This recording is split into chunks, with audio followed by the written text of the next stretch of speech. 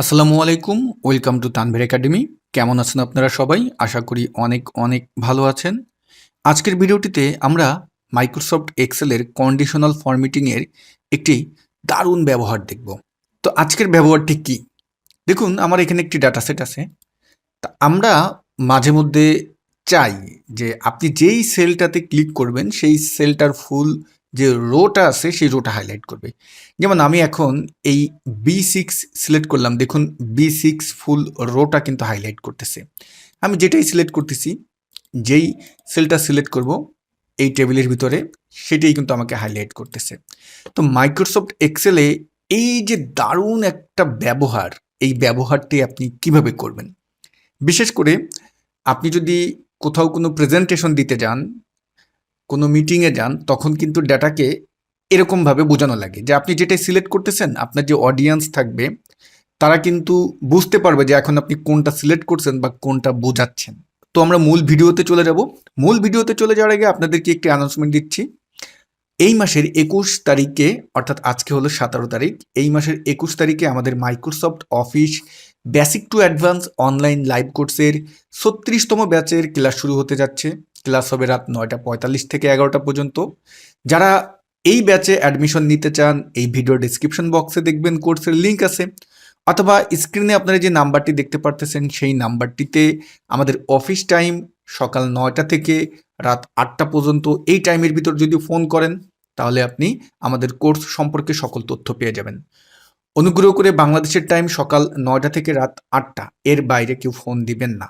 যদি আপনার কোর্স সম্পর্কে জানতে ইচ্ছে করে তাহলে ফোন না দিয়ে উক্ত নাম্বারে আপনারা হোয়াটসঅ্যাপ করবেন, তাহলে যে কোনো সময়ই উত্তর পেয়ে যাবেন। হোয়াটসঅ্যাপ করবেন, ফোন দিবেন না। ক্লিয়ার? আর কোর্সের লিঙ্ক তো ভিডিও ডেসক্রিপশন বক্সে থাকবে, ওখানে ক্লিক করলেও তো আপনি বিস্তারিত সব কিছু জানতে পারবেন। আপনাকে ফোনও কষ্ট করে দিতে হবে না। কিভাবে কি অ্যাডমিশন নেবেন, কত কোর্স ফি, সব কিছু ওখানে সুন্দর করে লিখে দেওয়া আছে। ভিউয়ার্স, অনেক বেশি কথা বলে ফেললাম, এখন চলে যাব ভিডিওর মূল টপিকে। ওকে, তা আমরা এখানের কন্ডিশনাল ফরম্যাটিংটা একটু উঠিয়ে ফেলি। তা আপনি কোনো জায়গায় যদি কন্ডিশনাল ফরম্যাটিং ব্যবহার করেন, আপনার ডাটা সেটের ভিতর যদি কন্ডিশনাল ফরম্যাটিং থাকে, সেক্ষেত্রে আপনি কিভাবে এটা রিমুভ করবেন? আপনি ফুল এরিয়াটা সিলেক্ট করে নিতে পারেন, অথবা যে কোনো একটা জায়গায় সিলেক্ট থাকলেই হবে। রিবন বার থেকে চলে যাবেন হোম মেনুতে। হোম মেনু থেকে এই জায়গাটায় দেখবেন কন্ডিশনাল ফরম্যাটিং আছে। তো আমরা এই কন্ডিশনাল ফরম্যাটিংয়ে ক্লিক দেব এবং এখানে দেখবেন ক্লিয়ার রুলস আছে। এখান থেকে ক্লিয়ার রুলস ফর্ম সিলেক্টেড বা ইন্টারশিট আমরা এটা দেব। ইন্টারশিট, আমার কন্ডিশনাল ফরম্যাটিং কিন্তু চলে গেল। ডান। এখন আমি কয়টা ফর্মুলার ব্যবহার আপনাদেরকে একটু জানাবো। আমি চাইলেই এখন সরাসরি অল্প সময়ের ভিতরে ৩০ সেকেন্ড ৪০ সেকেন্ডের ভিতরে এটা দেখিয়ে দিতে পারি, কিন্তু জিনিসটা কিভাবে ব্যবহার হলো এটা যদি আপনি না জানেন তাহলে ওই ফর্মুলাটা শিখে আপনার লাভ কি বলুন? আমরা অনেকে শর্ট ভিডিও এটা দেখি, কিন্তু কেন এটা অ্যাপ্লাই করা হলো এটা তো জানতে হবে, তাই না? প্রথমত আমরা রো ফর্মুলা সম্পর্কে একটু জানবো। Equal to ROW, row, bracket open bracket close, এটা হলো রো ফর্মুলার কাজ। রো ফর্মুলাটি কি আউটপুট দেয়? আমি যখন ব্র্যাকেট ওপেন ব্র্যাকেট ক্লোজ দিলাম, ইন্টার দিলাম, রো ফর্মুলা হলো যে আপনি কত নম্বর রোতে আছেন এটা আপনাকে জানাবে। দেখুন আমি এখন কত নম্বর রোতে আছি, আমি ৫ নম্বর রোতে আছি, আমাকে কিন্তু ৫ নম্বর রোটা জানিয়ে দিল। দেখুন, আমি যদি এখন এই ফর্মুলাটাকে নিচে ড্র্যাগ করে টেনে দিই, তাহলে যত নম্বর রোতে আমি আসি সেই রো নাম্বারটা কিন্তু আপনাকে দিয়ে দেয়। তাহলে রো ফর্মুলাটা আমাদের কি দেয়? আপনি যেই রো নাম্বারে আসেন সেই নাম্বারটাও আপনাকে দিয়ে দেয়। ওকে, তাহলে আমরা রো ফর্মুলার ব্যবহারটা দেখে নিলাম। এখন দেখব সেল ফর্মুলার ব্যবহার। Equal to CELL, cell. সেলকে কল করলাম, ব্র্যাকেট ওপেন দিলাম। এখন এখানে আমাদের অনেক কিছু দেখাচ্ছে, এগুলো ডিটেলস এখন আলোচনা করব না। জাস্ট আমি এখন, যেহেতু আমার রো রিলেটেড দরকার, আমি এখন এই রো নিচে দেখুন রো আছে, রোকে কল করেন। যখনই আমি রোকে ডাবল ক্লিক করে কল করলাম এবং ব্র্যাকেট ক্লোজ দিলাম, তখন এই ফর্মুলাটা আমাকে কি আউটপুট দিবে? আমি যখন এন্টার বাটন প্রেস করলাম, এই মুহূর্তে আমি কিন্তু কত নম্বর রোতে আমার মাউসের কার্সারটা সিলেক্ট করা আছে, দেখুন আমার মাউসের কার্সারটা কিন্তু এই যে এইটাই সিলেক্ট আছে। তাহলে আমি কত নম্বর রোতে আসছে সিলেক্ট করা? ৬ নম্বরে। আপনি এখন যেই নাম্বারে সিলেক্ট করবেন, আপনার মাউসের কার্সারটা যেখানে সিলেক্ট করবে সেই নাম্বারটাই দেখাবে, সেই রো নাম্বারটাই দেখাবে। তাহলে সেল ফাংশনটি হলো ওখানে যেগুলো শো করবে সেখান থেকে রোকে কল করছি, আমি যেখানে সিলেক্ট করব সেই নাম্বারটাই আমাকে কিন্তু দেখাবে। ডান। তাহলে আমরা রো দ্বারা রো নাম্বার জানলাম, আর সেল দ্বারা কি জানলাম, যে আপনি যেই সেলটা সিলেক্ট করবেন সেখানে রোকে ইন্ডিকেট করে দিলে সেই রো নাম্বারটা আপনার ওই রেফারেন্সে দেখাবে। ক্লিয়ার? আমরা কন্ডিশনাল ফরম্যাটিংয়ের ভিতরে যদি কোনো ফর্মুলাকে ব্যবহার করতে যাই, তাহলে ওই ফর্মুলাকে আমাকে অবশ্যই ট্রু ফলসে কনভার্ট করে নিয়ে যেতে হবে, তা না হলে ওই ফর্মুলাটা কন্ডিশনাল ফরম্যাটিংয়ের ভিতরে কাজ করে না। এখন আমরা এই যে ফর্মুলাটা আছে এটাকে ট্রু ফলসে কনভার্ট করব। দেখুন, equal to ROW row bracket open bracket close, মানে হলো কি, আমি এখন যেখানে আসছে যে এই যে 10 নম্বর রোটা, এই 10 নম্বর রো সমান সমান CELL সেল ব্র্যাকেট ওপেন যদি এই রো হয়, রো ব্র্যাকেট ক্লোজ, মানে কি, যে আমি এইখানে যে ফর্মুলাটা কল করলাম, অর্থাৎ কত নম্বর রোকে কল করছি, 10 নম্বর রোকে।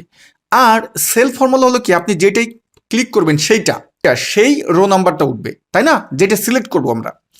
তাহলে এখানে কিন্তু একটা কন্ডিশন দিয়ে দিচ্ছি। কন্ডিশনটা হলো যে যেই রো নাম্বার আছে, এখানে 10 নম্বর রো আছে এবং সেল রো হলো কি, যে 10 সমান যদি 10 হয় তাহলে আমরা এখানে ট্রু আনবো, মানে ট্রু হবে, না হলে ফলস হবে। এখন আমি যদি এটাকে এন্টার দিই, তাহলে দেখুন এখন আমার মাউসের কার্সারটা কত নম্বর রোতে আছে, 12তে, কিন্তু এই জায়গাটায় ফর্মুলা আছে কত, 10 নম্বর রো আছে এবং 12 নম্বর রো আছে, তাহলে 10 ইকুয়াল টু 12, তাহলে সমান সমান হয়নি, এই জন্য আমাকে ফলস দিছে।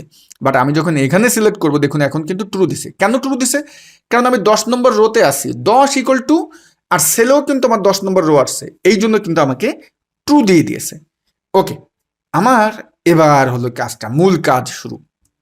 কন্ডিশনাল ফরম্যাটিং সম্পর্কে যারা জানেন না তাদের হয়তো বা অনেকটা এখন মাথার উপর থেকে চলে যেতে পারে, বাট কন্ডিশনাল ফরম্যাটিং সম্পর্কে যারা জানেন, আমার অতীতের ভিডিওগুলো দেখেছেন, তারা খুব সহজেই কিন্তু এটা ধরে ফেলতে পারছেন যে ভাইয়া আসলে কি বোঝাচ্ছে।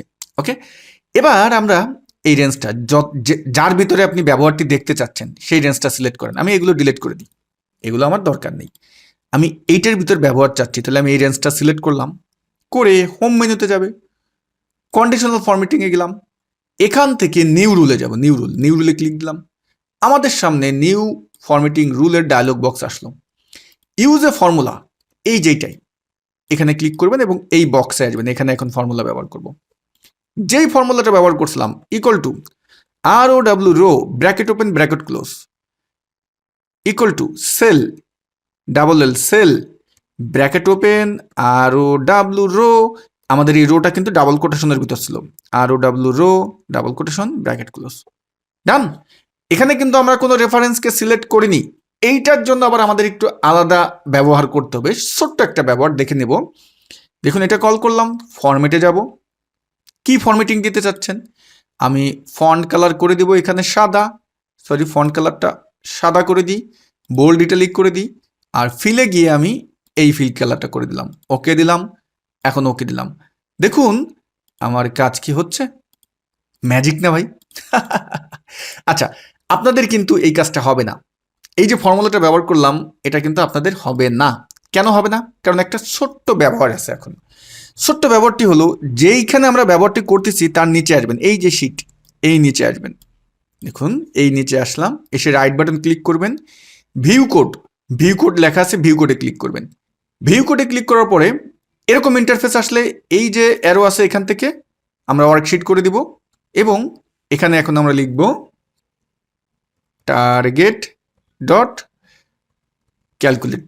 দেখুন টার্গেট ডট এটা দিলেন, এখন আমি এটাকে যদি ক্লোজ করে দিই, ডান। এবার আপনি সিলেক্ট করবেন, যখনই সিলেক্ট করবেন তখনই কিন্তু আপনার এটা কি হবে, এটা কিন্তু অটো হাইলাইট করবে। দেখুন আমি যেখানেই সিলেক্ট করতেছি সেটা কিন্তু হাইলাইট করতেছে।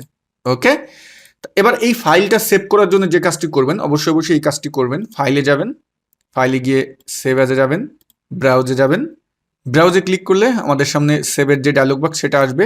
আমি ডেস্কটপে গেলাম, সেভ অ্যাজ টাইপ থেকে করে দিবেন এক্সেল ম্যাক্রো এনেবল ওয়ার্কবুক, এরপরে ফাইল নামটা দিয়ে দেবেন, সেভ দিয়ে দেবেন। পরে এই ফাইলটা যখনই ওপেন করবেন তখনই খুব সুন্দরভাবে আপনি এই ব্যবহারটি করতে পারবেন। আচ্ছা, আমি আপনাদের একটা হোমওয়ার্ক দিলাম, হোমওয়ার্কটি হলো যে এটা তো আমি রো ভিত্তিক করলাম, এখন আপনারা কলাম ভিত্তিক করবেন, দেখি আপনারা পারেন কিনা। ঠিক আছে, যারা পারবেন ভিডিওর কমেন্টসে এসে কমেন্টস করবেন। তো ডিয়ার ভিউয়ার্স, ভিডিও এখানে শেষ করছি। ভিডিওটি যদি ভালো লেগে থাকে একটি লাইক দিবেন, আপনার মূল্যবান মতামত শেয়ার করতে ভুলবেন না। আবারও বলতেছি, 21 তারিখে আমাদের 36তম ব্যাচের ক্লাস শুরু হবে। যারা অ্যাডমিশন নিতে চান দ্রুত অ্যাডমিশন নিয়ে নেন। আপনি যদি আপনার ক্যারিয়ারে দারুণ একটি পরিবর্তন আনতে চান, আমি আপনাকে গ্যারান্টি দিয়ে বলতে পারি আমাদের এই কোর্সটি হবে আপনার জন্য বেস্ট। তো সবাই ভালো থাকবেন। আল্লাহ হাফেজ।